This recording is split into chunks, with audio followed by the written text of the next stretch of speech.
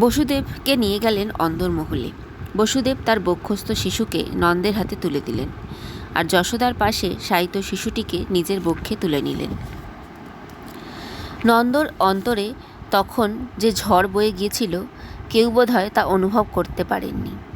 তিনি একজন পিতা, এইভাবে নির্দ্বিধায় তার সদ্যজাতিকা কন্যাকে নিশ্চিত মৃত্যুর দিকে ঠেলে দিলেন। ভারতের ইতিহাসে এক নতুন অধ্যায় সূচিত হলো। ভোরের আলো ফুটল, কারাগারের ভিতরে শিশুটি কেঁদে উঠল, দেবকীর চেতনা ফিরে এলো। তিনি বুঝতে পারলেন অষ্টম গর্ভজাত সন্তান কন্যা। দেবকী স্বস্তির নিঃশ্বাস ফেললেন। কথা মতো কংস তাকে হত্যা করবেন না। শেষ পর্যন্ত কংস ঢুকে পড়লেন কারা অভ্যন্তরে। দেবকী কাতর দৃষ্টি মেলে বলেছিলেন, দাদা, এ মেয়ে, দোহাই তোমার, একে হত্যা করো না। কংস বললেন, হোক মেয়ে, তোমার অষ্টম গর্ভের সন্তানকে আমি বাঁচিয়ে রাখব না। চোখের নিমেষে শিশুকন্যাকে ছিনিয়ে নিলেন কংস। হঠাৎ সেখানে ঘটে গেল এক অভাবিত ঘটনা। সেই শিশুকন্যা কাত্যায়নীর রূপ ধারণ করে আকাশ বাতাস প্রকম্পিত করে অট্ট হেসে বলেছিলেন, কংস, তোমার বিনাশ আসন্ন, তুমি কিছুতেই আমাকে হত্যা করে সেই বিনাশের হাত থেকে মুক্তি পাবে না। এই কথা শুনে কংস আবার চিন্তিত হয়ে পড়লেন। তিনি শিশুকন্যাকে সজোরে শিলাবৃষ্টি নিক্ষেপ করলেন। দেবকী হলেন মূর্ছিতা, বসুদেব হলেন নির্বাক। কংস বললেন, আজ থেকে তোমরা মুক্ত। রাত্রি অবসান হয়েছে। সূতিকা গৃহে যশোদা এখনও নিদ্রামগ্ন। নন্দ সারা রাত কাটিয়েছেন অনিদ্রিত অবস্থায়। তার কেবলই মনে হচ্ছে এবার একটা অঘটন ঘটতে চলেছে।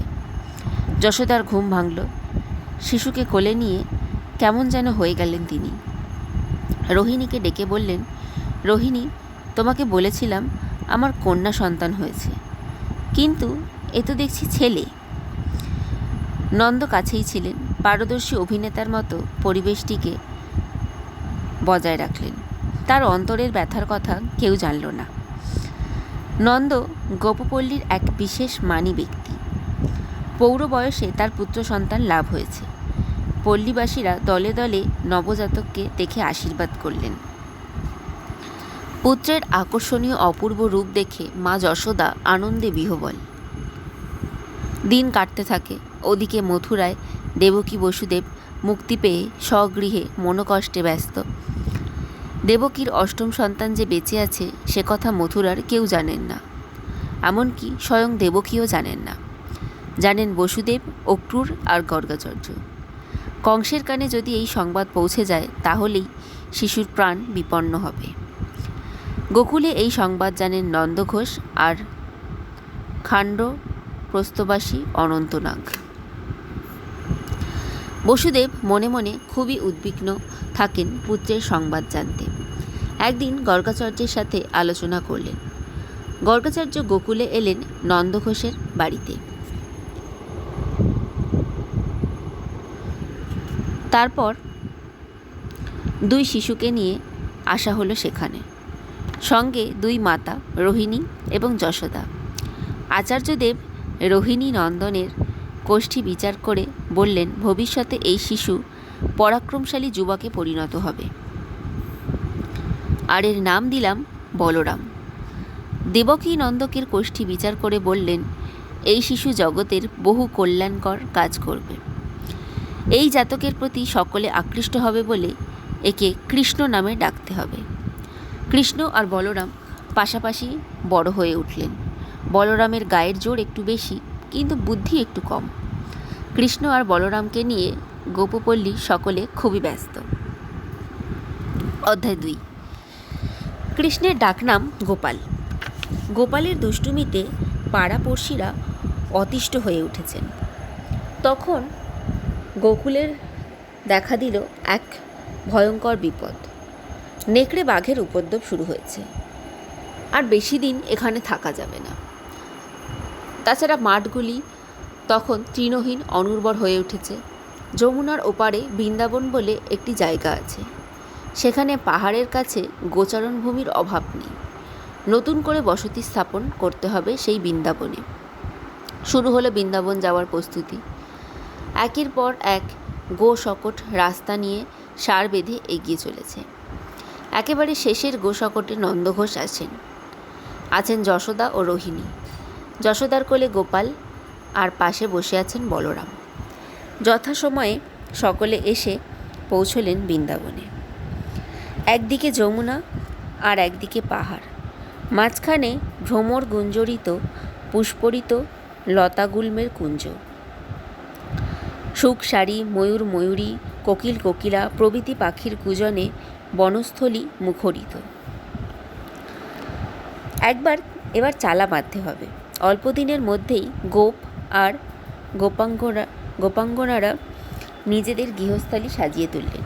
কৃষ্ণ আর বলরামের গোচারণে যাবার বয়স হয়েছে, কিন্তু যশোদা কিছুকেই কৃষ্ণকে ছাড়েন না। তিনি শুনেছেন তৃণভূমির পাশে ঘন জঙ্গল, সেই জঙ্গলে ভয়ঙ্কর জন্তু জানোয়ারের বাস। গোপাল দাদা বলরামকে নিয়ে কখনো গাছতলায় আর কখনো যমুনার ধারে বসে বাঁশি বাজায়। এই শিশু বয়সেই বাঁশি বাজানোতে অসম্ভব পারদর্শী হয়ে উঠেছেন তিনি। তার বাঁশির সুরের মধ্যে একটা আশ্চর্য মোহিনী আকর্ষণ লুকিয়ে আছে। ওই সুর শুনে মনে হয় জগৎ সংসার ভুলে বাঁশিবাদকের কাছে চলে যাই। দেখতে দেখতে 6-7 মাস অতিবাহিত হয়ে গেল। এর মধ্যে গোপপল্লী বেশ সমৃদ্ধ হয়ে উঠেছে। মাঝে মাঝে গোপগোপীরা মথুরার হাটে পসরা নিয়ে কেনাবেচা করতে যান। কৃষ্ণ এখন 6ষ্ঠ বর্ষে পদার্পণ করছেন। তিনি আর বাড়িতে বসে থাকতে চাইছেন না। একদিন নন্দঘোষ যশোদাকে বললেন, কানুকে গোষ্ঠে যেতে বারণ করো না, গোসেবা আমাদের ধর্ম। অবশেষে ঠিক হলো কার্তিক মাসের শুক্লাষ্টমীর দিন থেকে গোপাল গোষ্ঠে যাবেন। সেদিন রাখালদের কি আনন্দ! যশোদা এবং রোহিণী ছেলেদের ছানা মাখন খাইয়ে সাজাতে আরম্ভ করলেন। বলরামকে রোহিণী নীল বসন পরালেন, দিলেন নীল ওড়না ও নীল পাগড়ি। বলরামের গায়ের রং সাদা, নীল বস্ত্রে তাকে সুন্দর মানিয়েছে। গোপালকে ঠিকমতো সাজানো সম্ভব হচ্ছে না, তিনি ভীষণ দুষ্টু আর চঞ্চল। তাকে পরানো হলো পীত বস্ত্র এবং পীত ওড়না, মাথায় পীত রঙের পাগড়ি। কৃষ্ণের শ্যামবর্ণের সঙ্গে এই রূপ বেশ মানিয়েছে। কোটিতে কিঙ্গিনী, পায়ে নূপুর, কপালে তিলক, চোখে কাজল, হাতে নিলেন পাঁচনি। গোপালের এই রূপ দেখে যশোদা মা বুঝি আর চোখ ফেরাতে পারেন না। তখনই মনে পড়ল, বাছার ওপর কারো যদি নজর পড়ে। পাগড়িতে গুজে দিলেন ময়ূরপুচ্ছ। গোপালের মনে পড়ে গেল বাঁশিটির কথা। যশোদা ঘর থেকে বাঁশিটি এনে গোপালের হাতে তুলে দিলেন। কৃষ্ণ আর বলরামকে নিয়ে রাখালরা হৈ হৈ করে এগিয়ে চলল। যশোদা অনিমিষ নয়নে তাকিয়ে থাকলেন সেদিকে। সারাদিন রাখালদের সঙ্গে কৃষ্ণ আর বলরাম ধেনু চড়াচ্ছেন। রোদ পড়ে এলে ধেনুর পাল নিয়ে জলের ধারে গিয়ে জলপান করালেন। সন্ধ্যা হওয়ার আগেই রাখালেরা বাড়ির দিকে রওনা হলো। সারাদিনের পরিশ্রমে কৃষ্ণ বলরামের মুখে ক্লান্তির রেখা ফুটে উঠেছে। পল্লীর গোপ নারীরা তাকিয়ে থাকলো কৃষ্ণ বলরাম সহ অন্য রাখালদের দিকে। যশোদা অনেকক্ষণ জানলাতে দাঁড়িয়েছিলেন। তারপর দেখা মিলল গোপালের। চোখের কোণে আনন্দের অশ্রুকণা চিকচিক করে ওঠে। গর্গাচার্য জেনেছেন গোকুলে গোপপল্লীর সবাই নেকড়ে বাঘের উপদ্রবে বৃন্দাবনে চলে এসেছেন। নন্দঘোষের নেতৃত্বে সেখানে এক নতুন গ্রাম গড়ে উঠেছে। কৃষ্ণ বলরামকে দেখার জন্য আচার্যকে এবার বৃন্দাবনে আসতে হবে। দেখতে দেখতে অনেকগুলো বছর কেটে গেছে। দেখা হলো কৃষ্ণ আর বলরামের সঙ্গে। 6-7 বছরের বালক হলে কি হবে, দেখলে মনে হয় 11-12 বছরের কৃষক। আচার্য নন্দকে ডেকে বলেছিলেন, এ কথাটা সবসময় মনে রাখতে হবে, আমার জ্যোতিষ গণনা সফল করতে হলে তোমার সাহায্য ও সহযোগিতা দরকার। তুমি নিজের কন্যার প্রাণের বিনিময়ে কৃষ্ণের প্রাণ রক্ষা করেছ। পৃথিবীতে কেউ হয়তো তোমার এই আত্মত্যাগের কথা জানবে না, কিন্তু আমি তো সব জানি। একটি মহা পরীক্ষায় তুমি সসম্মানে উত্তীর্ণ হয়েছ। আর একটি পরীক্ষা তোমায় দিতে হবে, অর্থাৎ কৃষ্ণ সাবালক না হওয়া পর্যন্ত এই গোপনীয়তা তোমাকে রক্ষা করে চলতে হবে। এইসব উপদেশ দান করে গর্গাচার্য বৃন্দাবন ত্যাগ করলেন। এখন কৃষ্ণ বলরাম প্রতিদিন ধেনুবৎস নিয়ে গোচারণে যাচ্ছেন। দিন কাটছে মহা আনন্দে। কিন্তু গোচারণে দেখা দিল ভয়ঙ্কর বিপদ। এক জন্তু এসে বারবার আক্রমণ করছে গোবৎসগুলিকে। একটু পরে দেখা গেল লম্বা চঞ্চু বিশিষ্ট বিরাট পাখি আক্রমণ করছে গোবৎসগুলিকে। কৃষ্ণ সামনের দিকে এগিয়ে গেলেন। চোখের পলক না ফেলে পাখিটির চোখের দিকে তীক্ষ্ণ দৃষ্টিতে তাকিয়ে থাকলেন। তারপর অতি দ্রুত তার প্রাণ সংহার করলেন। বেশ বোঝা গেল বয়সে বালক হলে কি হবে, কৃষ্ণের মধ্যে অসীম সাহস রয়েছে। মাঝে মধ্যেই এমন কিছু বিপদ ঘটতে থাকে। প্রতিবারই কৃষ্ণ তার উপস্থিত বুদ্ধি ও সাহসের মাধ্যমে বিপদ থেকে সকলকে উদ্ধার করেন। যেখানে তৃণভূমি ছিল তার পাশে ছিল একটি ছোট জলাশয়, কালীদহ। একদিন জলাশয়ে জল পান করে কয়েকটি গাভী অসুস্থ হয়ে গেল। একটু পরেই মারা গেল তারা। এর কারণ কি? জানা গেল সেখানে কালীয় নাগ বসবাস করে। অবশেষে এই কালীয় নাগকে হত্যা করতেই হবে, তা না হলে সেখানে আর গোচারণ করা সম্ভব হবে না। শুরু হলো কৃষ্ণের সাথে কালীয় নাগের মুখোমুখি সংঘর্ষ। শেষ পর্যন্ত অবশ্য কালীয় নাগের পত্নীরা কৃষ্ণের কাছে অনুনয় বিনয় করেছিলেন। নাগপত্নীদের অনুরোধে কৃষ্ণ বলেছিলেন, কালীয়কে ক্ষমা করতে পারি একটি শর্তে, সে যেন সপরিবারে এই বনভূমি ছেড়ে অনেক দূরে চলে যায়। এর ব্যতিক্রম হলে তার মৃত্যু অনিবার্য।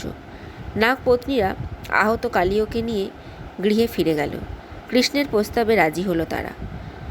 বৃন্দাবনে গোপপল্লীতে এখন কৃষ্ণের এই সাহস আর বীরত্বের কথা মুখে মুখে প্রচারিত হচ্ছে। গোপ নারীরা ভাবতেই পারছেন না যে এত কম বয়স হওয়া সত্ত্বেও কৃষ্ণ কি করে এত সাহস আর শক্তির অধিকারী হলেন।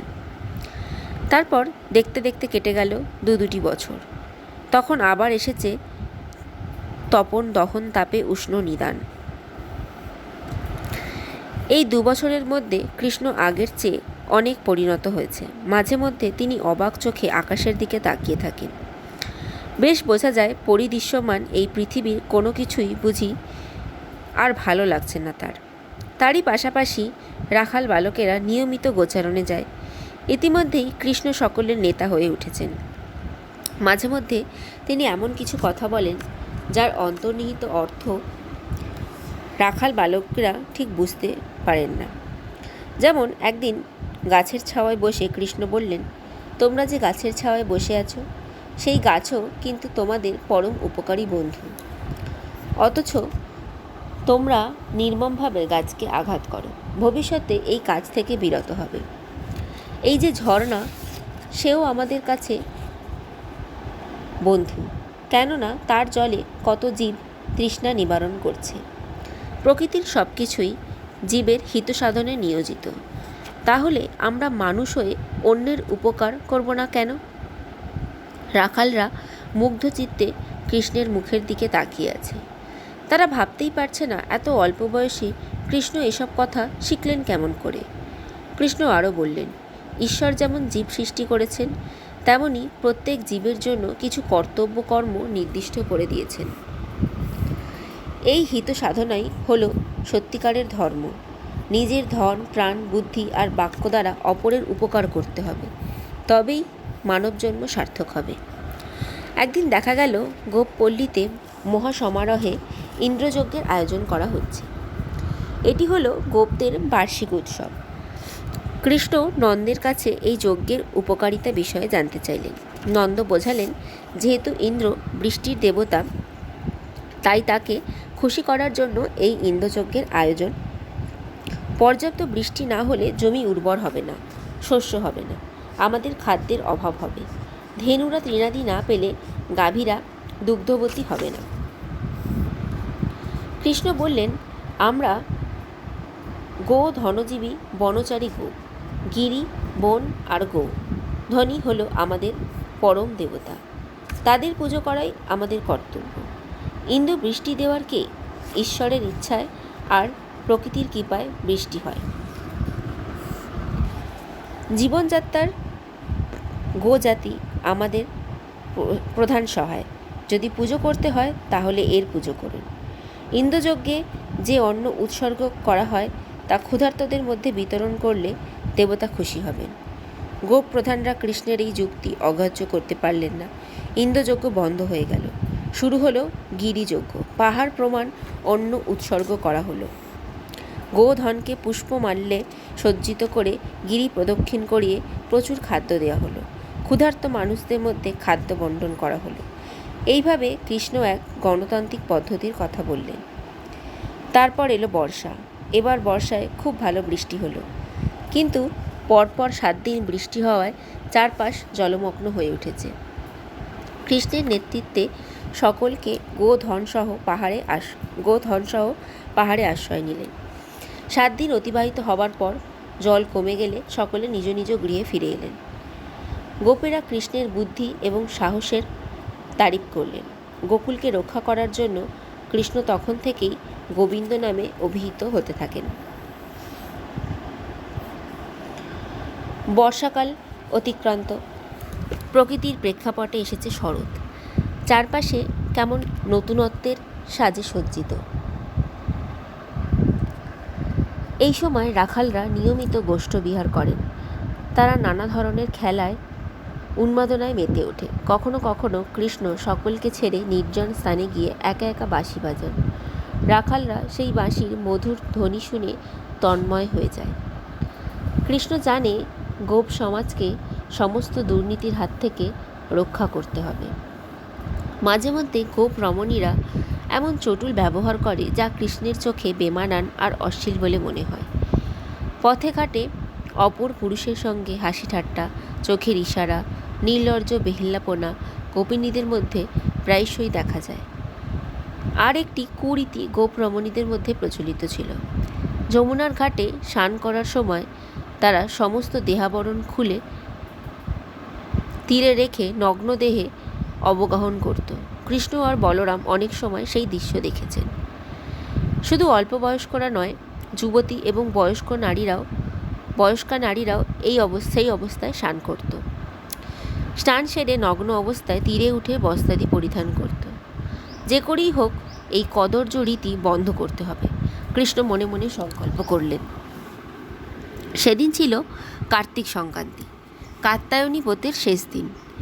গোপ রমণীরা অন্যান্য দিনের মতো বিবস্ত্রা হয়ে তীরে পরিধেয় বস্ত্রাদি রেখে যমুনার জলে স্নান করতে নেমেছেন। সেই ফাঁকে গোপীদের অলক্ষ্যে কৃষ্ণ তাদের বস্ত্র নিয়ে বৃক্ষের অন্তরালে লুকিয়ে রইল। ব্রজগোপীরা তীরে এসে বস্ত্র না দেখে বিচলিত হয়ে যান। বৃক্ষ অন্তরালে কৃষ্ণকে দেখে তারা বুঝতে পারে এ হলো দুষ্টু কানাইয়ের কাজ। অনুনয় করলেন বস্ত্রগুলি ফিরিয়ে দিতে। গোপীরা তখন আকণ্ঠ জলমগ্ন, শীতে কাতর হয়ে পড়ে তারা। কৃষ্ণকে বারবার অনুরোধ করা সত্ত্বেও কৃষ্ণ কর্ণপাত করছেন না। এবার গোপীরা ক্ষুব্ধস্বরে বলল, তার এই কাজের জন্য তারা গোপরাজ নন্দের কাছে অভিযোগ জানাবে। কৃষ্ণ এবার বললেন, তোমরা যে এতদিন ধরে পাপ কাজ করছো তার শাস্তি কি? তোমরা জলদেবতা বরুণদেবকে অসম্মান করেছ। একজন গোপিনী জানতে চাইলেন কিভাবে। কৃষ্ণ জবাব দিলেন, এই যমুনার জলই হচ্ছে বরুণদেবের আশ্রয়স্থান। তোমরা তাকে দেখতে পাও না, কিন্তু তিনি সর্বদা তোমাদের দেখতে পান। তোমরা তার সামনে বিবস্ত্রা হও কেমন করে?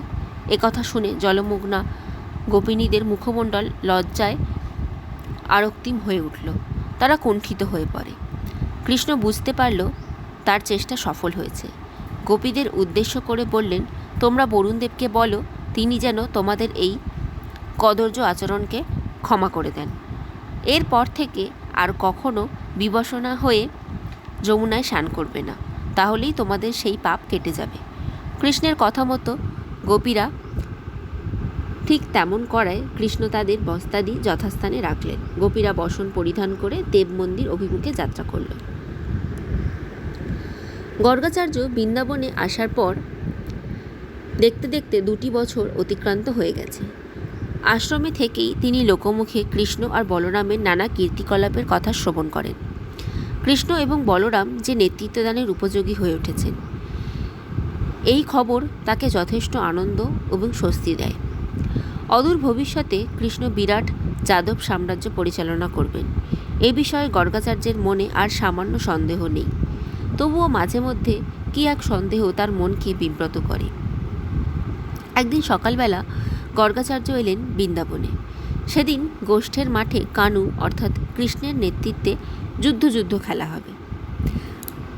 কৃষ্ণের অনুরোধে গর্গাচার্য গেলেন সেই খেলা দেখতে। রাখালদের এক বিরাট সমাবেশ দেখে তিনি বিস্ময়ে অভিভূত হয়ে গেলেন। মাঠের দুদিকে প্রতিযোগী দুই দল। রাখালরা সুশৃঙ্খল সৈন্যের মতো প্রস্তুত। শ্রীদাম এবং সুবল দুই দলের সেনাপতি। গর্গাচার্য অবাক চোখে এই খেলা দেখতে লাগলেন। দু দলই সমান রণকুশল। জয় পরাজয়ের মীমাংসা করা সম্ভব হচ্ছে না। গর্গাচার্য সকলকে আশ্বস্ত করে বললেন, আমি তোমাদের দুই দলকেই আশীর্বাদ করছি এবং অভিনন্দন জানাচ্ছি। আজকের এই যুদ্ধে তোমরা বীরত্ব এবং গৌরবের চরম নিদর্শন দেখিয়েছ। আমি দেখেছি তোমরা উভয় পক্ষ জয়ী হওয়ার জন্য প্রাণপণ চেষ্টা করছো, আর এর কারণ কৃষ্ণকে দলে পাবার আশঙ্কা। গর্গাচার্যের এই কথা শেষ হবার সঙ্গে সঙ্গে রাখাল বালকরা সমস্বরে কৃষ্ণের নামে জয়ধ্বনি করতে থাকে। গর্গাচার্য বললেন, কৃষ্ণ হল তোমাদের সর্বাধিনায়ক। এখন থেকে তোমরা কৃষ্ণের সমস্ত আদেশ নত মস্তকে পালন করবে। এই প্রথম কৃষ্ণ এক বিশ্বজয়ী বীরের বেশে আবির্ভূত হলেন রাখাল বালকদের সামনে।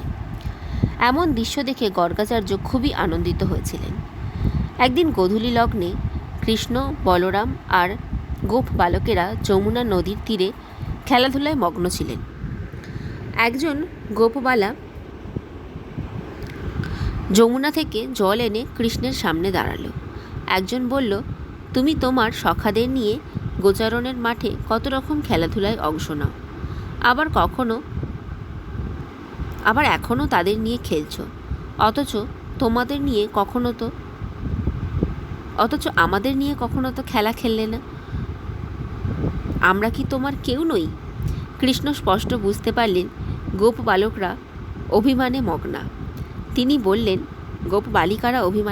তিনি বললেন, সখী, তোমরা এসব বলছো কেন? এই রাখাল বালকেরা যেমনি আমার সখা, তেমনি তোমরাও আমার সখী। তবে যে খেলা তোমরা পারবে তেমন খেলাই খেলবো আমি তোমাদের সাথে। এসো, আজ একটু নতুন খেলা শেখাই। বলাই দাদা, শ্রীদাম, সুবল, অংশুমান, উদ্ভব সবাই গোল হয়ে দাঁড়াও। ললিতা, বিশাখা, চম্পা, চম্পকলতা আর যারা যারা খেলতে চাও সবাই ছেলেদের মাঝে হাত ধরে দাঁড়াবে। আমি বাঁশিতে বাজাবো মন কেমন করা সুর। বাঁশির সুরের তালে তালে সবাই হাত ধরাধরি করে পায়ে তাল রেখে নাচতে নাচতে ঘুরবে। এটাই হলো রাসনৃত্য। এই কথা বলার সঙ্গে সঙ্গে গোপ বালক আর গোপ বালিকাদের মধ্যে তীব্র চাঞ্চল্য দেখা গেল। নিমেষের মধ্যে তারা হাত ধরাধরি করে সুশৃঙ্খলভাবে দাঁড়িয়ে পড়ল। কৃষ্ণের বাঁশিতে শোনা গেল মন কেমন করা সুর। সকলে বেশ কিছুক্ষণ ধরে অংশ নিল এই রাসনৃত্যে। খেলা শেষ হলো। এইভাবে কৃষ্ণ গোপ বালক আর গোপ বালিকাদের মধ্যে সুন্দর সখ্যের সম্পর্ক স্থাপন করেছিলেন। এর ফলে একজন অন্যজনের প্রতি তীব্র অনুরাগ আর ভালোবাসা অনুভব করে। এই ব্যক্তি ভালোবাসার হাত ধরেই মনে জাগে দেশপ্রেম। দেশ বলতে শুধু দেশের মাটিকে বোঝায় না, বোঝায় দেশের সমস্ত জনগণকে। তখন থেকেই কৃষ্ণ হয়তো মনে মনে এক নতুন ভারত গড়ার সংকল্প করেছিলেন, যে ভারতে উচ্চ নীচ, ধনী দরিদ্রের মধ্যে কোনো প্রভেদ থাকবে না। সে এক অপূর্ব প্রাকৃতিক পরিদৃশ্য। পাহাড়ের শ্যামলীলা, যমুনার নীল জল, আকাশের নীলিমা আর কৃষ্ণের কালো আঁখির আকর্ষণ, সর্বত্র রহস্য, রোমাঞ্চ, কুহক মার হাতছানি। এইসব গোপ বালক আর গোপ বালিকাদের সাথে কৃষ্ণের জন্ম জন্মান্তরের আত্মীয়তার সম্পর্ক। মনে হলো তারা সবাই বুঝি এক বন্ধনে বাঁধা। যমুনা পুশিনীর সিদ্ধতা, যমুনার তরঙ্গ লহরী, উদার আকাশ প্রতি মুহূর্তে কৃষ্ণকে বিশ্ব রহস্য সম্পর্কে জানতে আগ্রহী করে তোলে।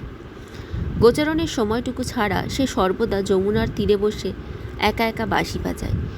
সন্ধেবেলা সে মুরলীর ধ্বনি শুনে গোপবধূরা ঘরে স্থির থাকতে পারে না।